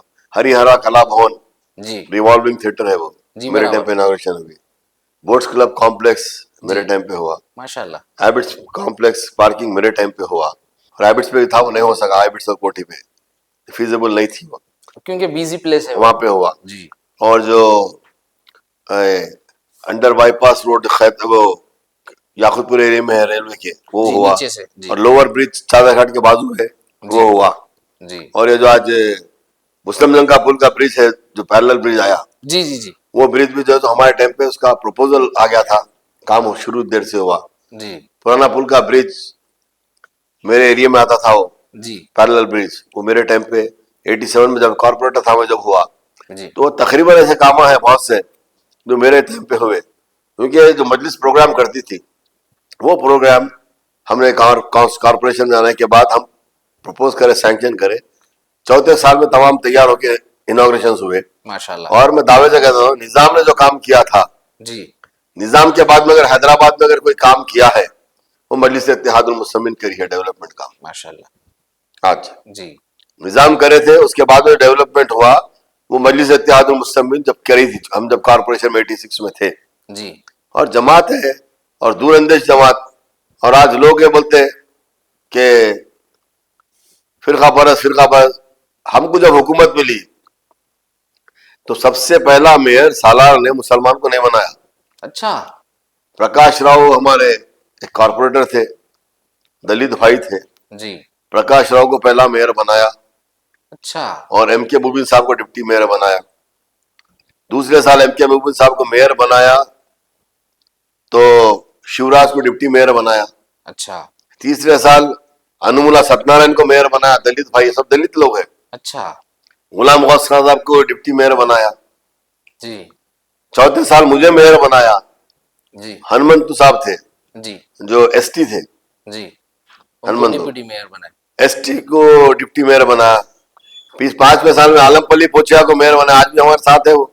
जी आलमपल्ली पोचिया साहब को मेयर बनाए, तो नियाज मोहम्मद खान साहब को डिप्टी मेयर बनाए। एकदम बैलेंस करके सबको साथ लेके चल रहे नहीं नहीं, साथ लेके चल रहे हैं, हैं। जी लेकिन इतना बड़ा फिराक दली, इतनी बड़ी, हम बताए कि हमको फिरका परस्त कहने वालों, हमारे हाथ में हुकूमत आई तो हमने सबसे पहला मेयर हैदराबाद का हमारा पार्टी का प्रकाश आरोप को बनाए, 3 मेयर दलित बनाए, जी 2 मेयर मुसलमान बनाए, जी 2 डिप्टी मेयर दलित बनाए। जी तो आप बता रहा हूं भाई कि आज लोग ये जमात में ये है फिरका परस्त है बोलते हैं, ये दूरंदेश है।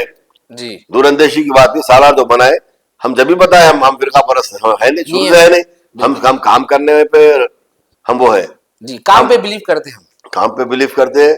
आज हमारे पास भी हम हर एक काम कभी नहीं सोचते, जी हिंदू मुस्लिम सिख ईसाई दलित आदिवासी सब हमारे साथ है। जी आज भी हिंदुस्तान की आवाज अगर कोई है, आवाज उठाने वाली जमात, तो मजलिस इत्तेहादुल मुस्लिमीन है। बिल्कुल मेरे सदर है, आपके सदर है अली जनाब बैरिस्टर असदुद्दीन ओवैसी साहब, बिल्कुल बिल्कुल पार्लियामेंट में जो आवाज है। जी और जो अवाम जो देखी, तो मुझे जानते थे, पुराने लोग जानते थे मेरा काम करने का अंदाज। नए बच्चे, जब मैं मेयर बना था, जो बच्चे पैदा जोड़ दिए सब पहचाने हुए, जी कई बच्चे मुझे देखे नहीं, जी मेरे मेयर का दौर देखे नहीं, जी वो लोग को नहीं मालूम था।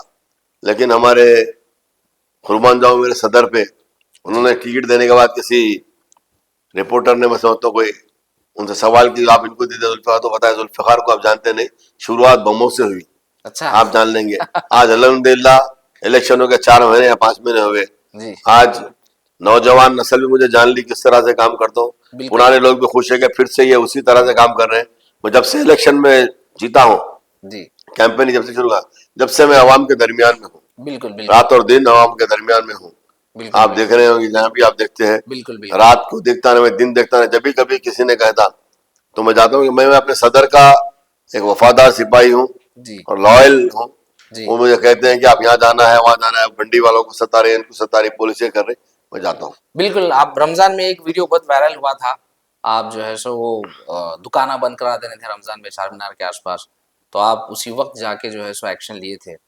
तो वो कैसा एक्सपीरियंस रहा आपका एक जमाने के बाद, जैसा 86 में जब बम ब्लास्टिंग वगैरह हुई, फिर आप जो है सो कैंपेनिंग में जब सालर साहब आपको जो है सो मजलिस में एकदम जलसे में आपका नाम लिए थे, आपकी वो जो है सो हिम्मत और आपका जज्बा देख के, फिर जो है सो हाल हाल में जो है रमजान में वो हादसा ऐसा पेश आया कि भाई लोगों को जो है सो कारोबार करने नहीं दे रहे थे, तो वो कैसा रहा और उसके बाद पब्लिक का क्या रिएक्शन रहा आपके साथ? देखिए, मेरा हल्के चार मीनार जो है, जी वह कमर्शियल एरिया है। बिल्कुल। और हैदराबाद की आन बान शान चार मीनार वहीं बिल्कुल, पे मौजूद है। आज दुनिया में आप कहीं भी जाएंगे तो लोग चार मीनार बोलते हैं, बिल्कुल सबको चार मीनार मालूम। जी और दूसरी चीज बोले तो ओवैसी खानदान, बिल्कुल ओवैसी ब्रदर्स, बिल्कुल दुनिया में कहीं भी जाएंगे या आप, ओवैसी ब्रदर्स के नाम से। जी पूरी दुनिया, सारी दुनिया में लोग जानते हैं। जी तो जब चार मीनार हल्के में गरीब लोग हैं, मंडियां लगाते, ये करते, उसूलन तो हुकूमत का काम है कि इनको रोजगार देना, बिल्कुल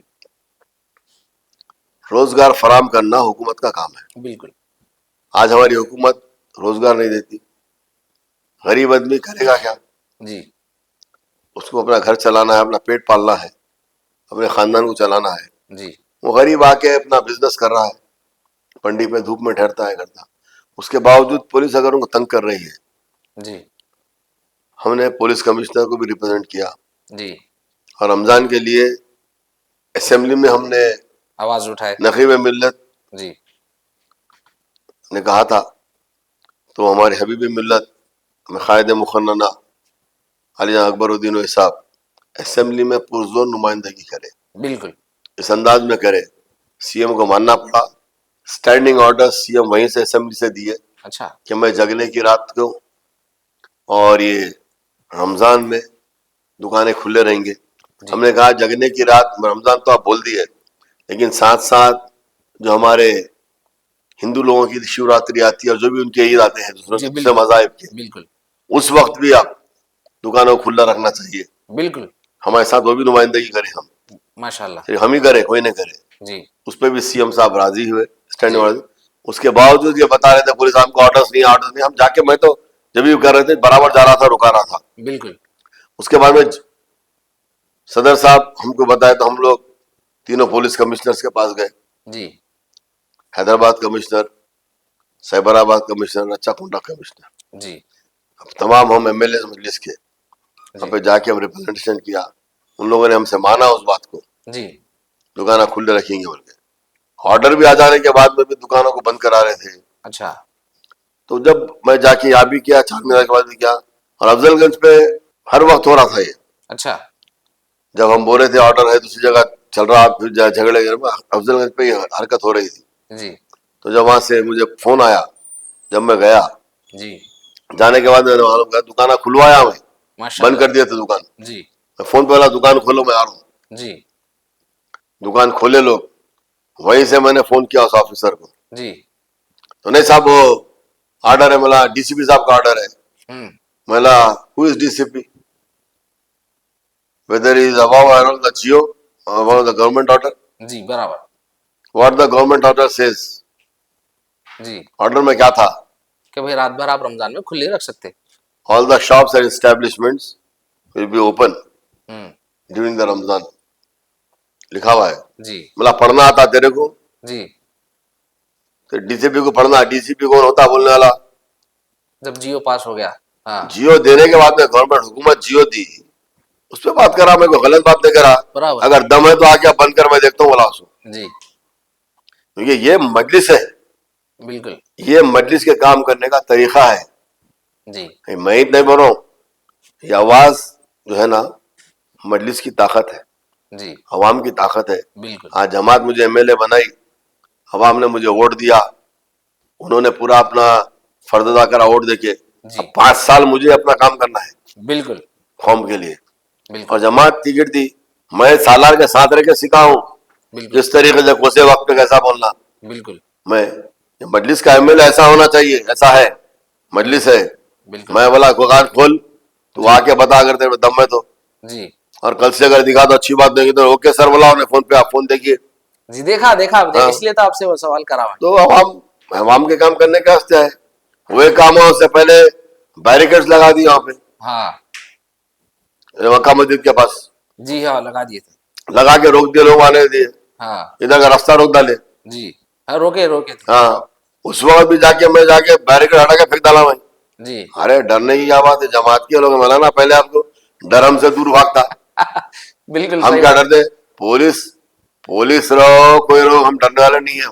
जी हक पे बात करने वाले हक पे कहा, हक पे बात करते और आवाम के लिए नुमाइंदगी करते, नुमाइंदगी को पुलिस रहो करो, डर तो हमारे करीब आता है, डर क्या चीज हमको नहीं मालूम, डर हमसे डरता। क्या बात है हाँ, माशाल्लाह ये चीज हम करें, वो काम करें, मजलिस का एमएलए हम कर रहे हैं वो काम, और करते रहेंगे इंशाल्लाह, देखेंगे आप। इंशाल्लाह इंशाल्लाह। हाँ, ये एक अच्छा सवाल है, शायद हमारे जो नाजरीन है, जो हमारे फॉलोअर्स है, जो हमारे चाहने वाले हैं, जो वीडियो देख रहे हैं, उन लोगों को ये सवाल मतलब उनके दिल में भी होगा, तो मैं भी आपसे ये सवाल पूछ रहा हूँ कि बीइंग एमएलए, आप चार मीनार हल्का असेंबली के एमएलए हैं, तो वहाँ के लोग अगर आपसे डायरेक्ट, जो आके रहने वाले हैं, अगर आपसे कांटेक्ट करना चाह रहे हैं, आपसे राब्ता करना चाह रहे हैं, तो क्या आपसे डायरेक्ट राब्ता कर सकती है या कोई प्रोसेस फॉलो करना पड़ेगा? यकीनन डायरेक्ट राब्ता कर सकते हैं, ना सिर्फ चार मीनार के जी बल्कि तमाम लोग मुझसे बात करते हैं, सब लोग डायरेक्ट राब्ता कर सकते हैं। जी रात के 3 बजे 4 बजे भी मुझे फोन आते हैं, जी मैं फोन अटेंड करता हूँ। जी अगर इत्तेफाक से फोन मिस कॉल भी आया, जी मिस कॉल रहा, जी मैं दोबारा फिर फोन करता हूँ, माशाल्लाह, आप कॉल बैक मैं कॉल बैक करता हूँ। जी करने के बाद उनका जो भी मसले रहते, मसाइल क्या रहते, लाइट के रहते रात में, जी हाँ कभी पानी का रहता, कभी कुछ रहता, जी वो मसला हल कर, मोहरिया साफ कर रहे थे, जी तो मैं मसला हल करवा के फिर फोन करके पूछता हूँ, जी क्योंकि मैं ऑफिसर को बोलता हूँ, जिसको भी बोलता हूँ जो ऑफिसर है, जी आप लाइट खोलने के बाद में मुझसे कहना कि भाई हो कैसा वो गया। बोलता, हाँ मैं पलटा के मेरे नंबर पे फोन करता हूँ, मैं जी करके मैं पूछता हूँ कि भाई आपके पास लाइट आ गई क्या, अच्छा मैं कंफर्म करता हूँ, रिकन्फर्म कंफर्म रिकन्फर्म करता हूँ 2-3 लोगों से। माशाल्लाह, मतलब आप छोटे छोटे मसले भी आप बिल्कुल जो है मैं सो खुद देखा, बिल्कुल पर्सनल बिल्कुल, लेवल पे। मैं जाके खुद, अगर मोरी भी भरी तो मैं खुद डायरेक्ट वहां पे जाता हूँ मैं, जी क्योंकि सदर मोहतरम का हुक्म है ये, जी सदर मोहतरम का हुक्म है कि आप वहां पे जहाँ भी रहा तो मैं खुद चले आता हूँ। जी और मुझे शौक भी है, बचपन से वही काम करा, मेरा कोई दूसरा काम नहीं है, जी मेरा कोई दूसरा काम है नहीं, जी मैं वही काम करता हूँ, शौक है मुझे।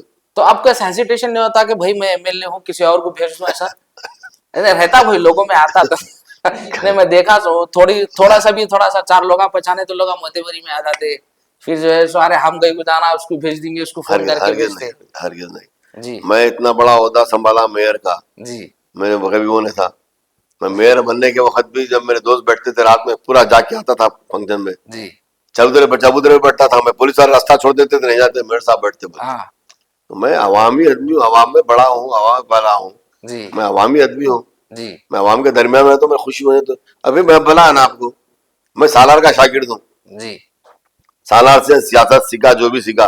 जी। सालार को, सालार जिस अंदाज में काम, वो तो हम नहीं कर सकते, कोशिश तो कर सकते उनकी धूल को भी नहीं पहुंच सकते, हैं। जी वहां तक हम नहीं जा सकते, ना सालार की जा सकते, ना सदर मोहतरम अकबरुद्दीन साहब के, जी क्योंकि ये अलग है, वहां तक नहीं। जो भी हम कर लेते छोटा मोटा जी जो सीखे वो करते, जैसा आगे उसमें आप बोल दिया, फोन करा, बैरिकेड हटा के फेंक दिया, मैं वो करा, जी वो मैं सीखा हुआ हूँ, जी वो उनसे सीखा, देखता था मैं उनका कैसा करते, जी वो मैं करता हूँ। जी जी जी और वो मैं कोई आवाम के वो नहीं, हर आदमी मुझे फोन कर सकता, जब चाहे कर सकता, और मैं जाता हूँ, नहीं हुआ तो मैं खुद पहुंचता हूँ, अच्छा अगर नहीं हुआ तो माशाल्लाह। मैं स्पॉट पे जाऊँ, 3 बज जान दो, 2 बज जान दो, 1 बज जान दो, जी मैं जाता हूँ, रात में ज्यादा तो होशियार रहता हूँ मैं, अच्छा 2-3 बजे तक तो कैसा भी 3-4 बजे सोता हूँ मैं, जी मैं शौक है, आवाम के साथ काम करता हूँ मैं। जी जी। और अच्छी चीज भी ये है, आप आवाम के बीच में रहते तो आपको हाँ आवाम के प्रॉब्लम्स ज्यादा मालूम हो बिल्कुल, जाते। बिल्कुल बिल्कुल। डायरेक्ट बजा के मैं बात करता हूँ, इनके माशाल्लाह। थ्रू उनके थ्रू, आपको ऐसा है नहीं मेरे पास, जी डायरेक्ट आ सकते हैं आप जहाँ भी आते हैं। और एक बात यह है जी कि डायरेक्ट मुझसे मिल सकते लोग, बिल्कुल।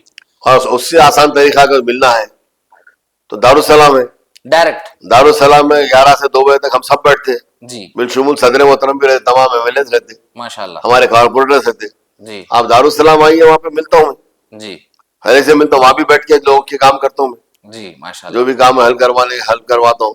अच्छा उसके अलावा जो है सब जो आप एरिया में है एज ए एमएलए, वो एक ऐसा एरिया है जहाँ पे आपके मुखालिफिन भी, आपके जो है सो अपोजिशंस भी बहुत है, और आपको जो है सो किसी तरह के उन लोगों से कोई तकलीफ होती, या फिर आप उनके बारे में आपके क्या ख्यालात है अपोजिशंस के बारे में जो आपके खिलाफ या फिर हमारे मजलिस के खिलाफ जो लोग है। हैं। और जी जहां तक मुखालिफिन की बात है, देखिए पहले मैं शुरू में कहा, जमात हमारी काम करती है, जमात का ये है, जमात ये है, हम सिर्फ काम के पे तवज्जो रखते हैं। फोकस। हाँ हाँ हाँ, जी our work is our identity, बराबर। बिल्कुल बिल्कुल। हम जो हमारा गोल है, हम किसी भी तरह से अचीव करते हैं। जी ये मुखालिफिन पुकारते हैं कि काम धंधा नहीं है, लोग अच्छा काम धंधा कुछ भी नहीं है, ये घरों में बैठ के पुकारते हैं।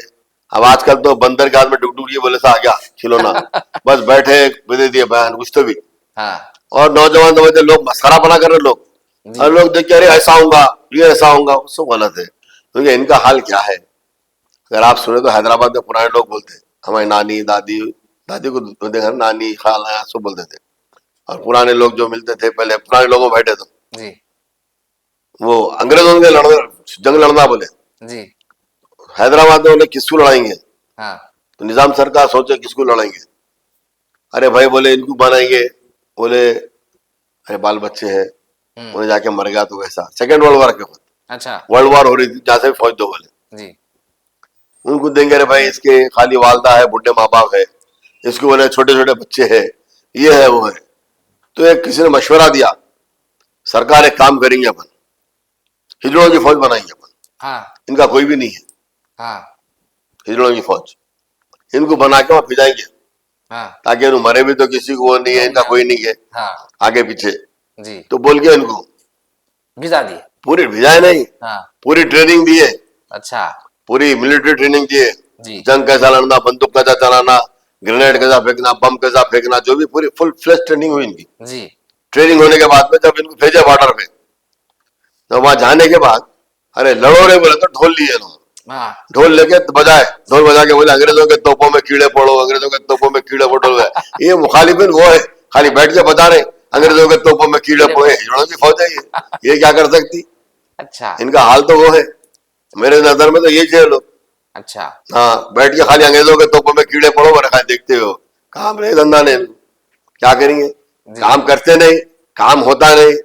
एक आधा और एक बात साला बोलते तकरीर में जी कि घोड़ों का अस्तबल था, जी जहाँ घोड़े रहते उस अस्तबल बोलते, जी बराबर। अस्तबल में घोड़ों को मोहर लगाते थे, अच्छा जैसा कि आपके घोड़े हैं, इनके घोड़े हैं, मेरे घोड़े हैं, जी वो गर्म करके मोहर को हाँ पैर के मार दे, पास हाँ तो वो निशान रहता था किसका घोड़ा है। बराबर बराबर। तो अब ये लोग क्या है मालूम, अब हम लोग घोड़े हैं, समझता लोग आप अच्छे नस्ल के घोड़े हैं, जी मकोड़ा जा रहा था, हाँ भगोड़ा बोला मेरे को भी लगाओ मोहर, मैं भी मेरे को लगाओ बोला। अरे नहीं भाई, अरे मैं मोटा दादा हूँ, लगाओ। अरे नहीं लगा सकते रे बोले, हाँ नहीं लगा सकते बोले। तो मखोड़ा भी आके लगाओ लगाओ बोला, तो गरम कर लगा, आते जल के मर गया हुआ। हाँ तब ये लोग ये हाल है, जब भी इलेक्शन आता ये मखोड़े उठ के आते, हाँ। मोहर लगती, जल के मर जाते घोड़ों के रेस में। ये हाल है लोगों का, ऐसे लोग है ये।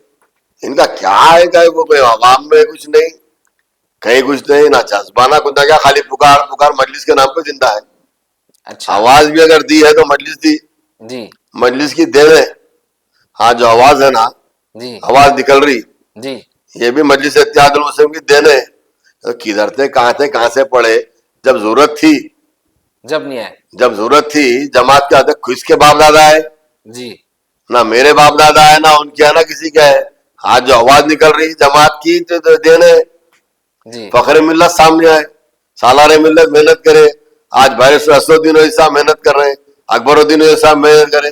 अरे आज बताओ किसी को, जिस तरह से कॉलेजेस बनाए, ओवैसी ग्रुप ऑफ स्कूल्स है, जो भी अकबरुद्दीन ओवैसी का ओवैसी जी जी बिल्कुल जो पूरे जो ट्रस्ट शहर- बनाए आज कॉलेज स्कूल्स। जी जी आप बताओ कोई हिंदुस्तान में कोई जमात बनाई क्या, कोई सियासी जमात, ना तो मेडिकल कॉलेज इंजीनियरिंग कॉलेज बनाए, ना बैंक कायम करी, ना आपकी आर्किटेक्चर का कॉलेज है, जी MBA MCA लॉ कॉलेज है, जितने कॉलेज है जी। कोई जमात नहीं करी। जी हमारे पास हुकूमत नहीं रहते हुए, हुकूमत में नहीं है हम। जी तब भी इतना सब केरला में मुस्लिम जमात में नाम लेना, हुकूमत में थी मगर ये नहीं कर सकी। जी हमारे पास हुकूमत नहीं है, उसके बावजूद हमने ये काम करके बताया आज। जी ये फखरे मिल्लत का ख्वाब था, हम बताया ना आपको शुरू। जी ये हमारे प्रोग्राम में है तालीम भी, जी जो तालीम हमने की, कितने कॉलेज से बताओ कितने बच्चे पढ़ गए, ये तो एक अलग।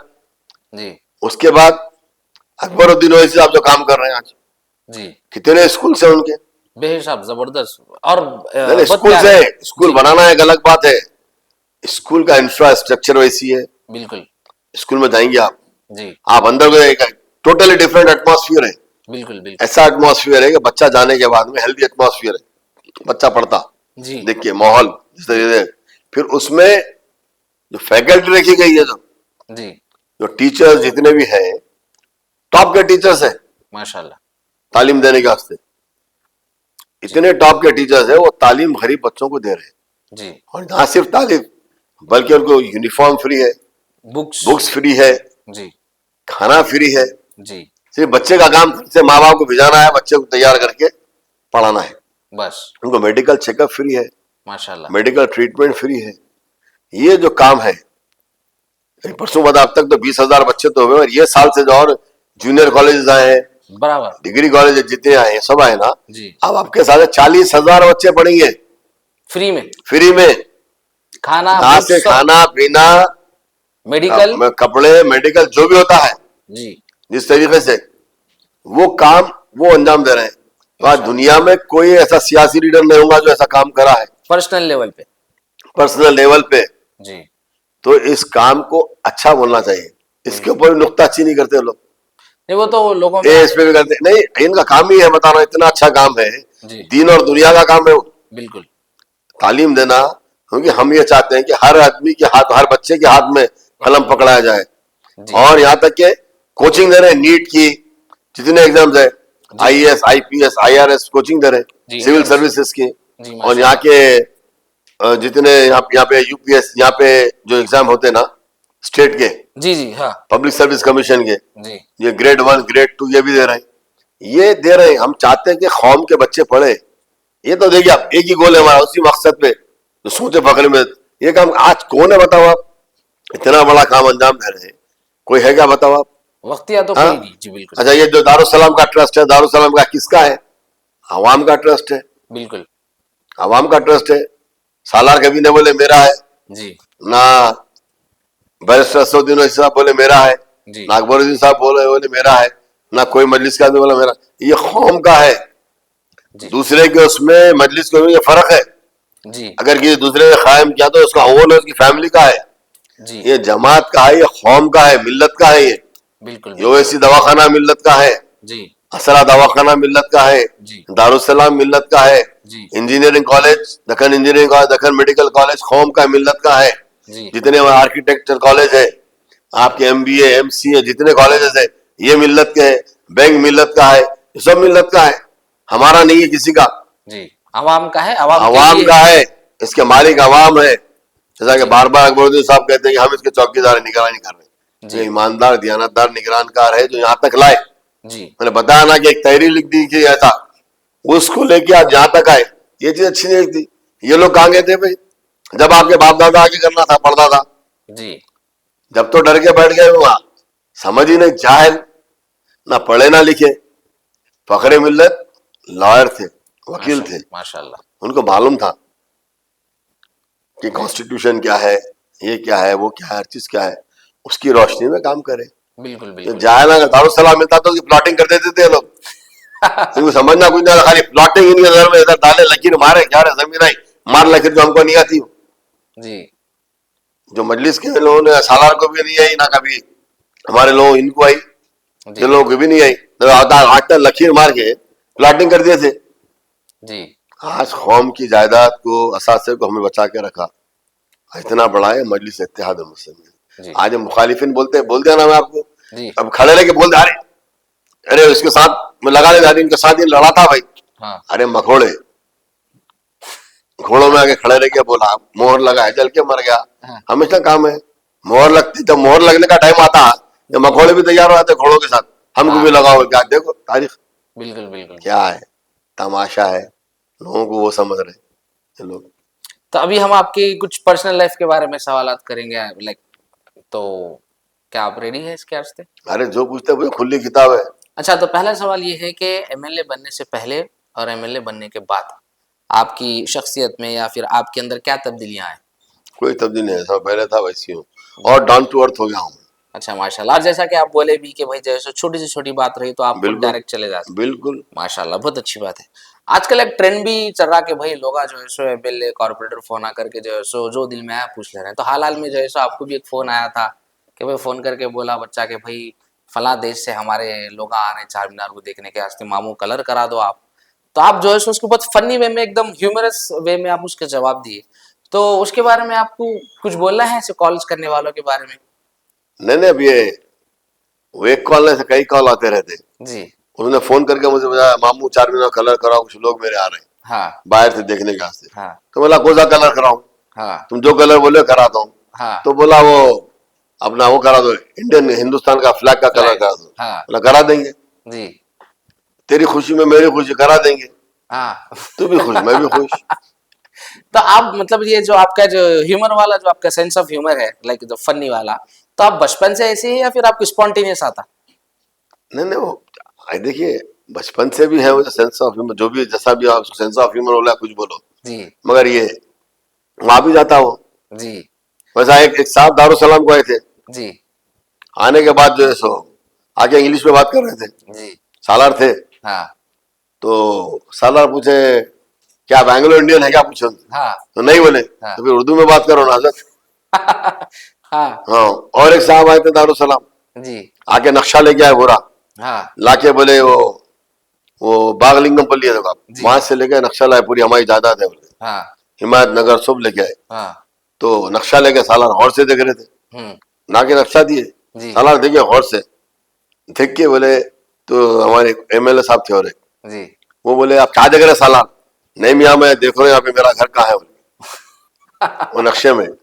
हाँ तो ये आ जाता है, सीख लिए, सारा सोबत का असर है, वैसे है भी हमको। उनके शागिर्द। हाँ, जी जी तो माशाल्लाह। बताया वो यहाँ है साला, सारा दिमाग खराब है, 50 साल पहले आके अब लाके लोग घरा बन के सब खत्म हो गया, अब लेके आए नक्शा बोले।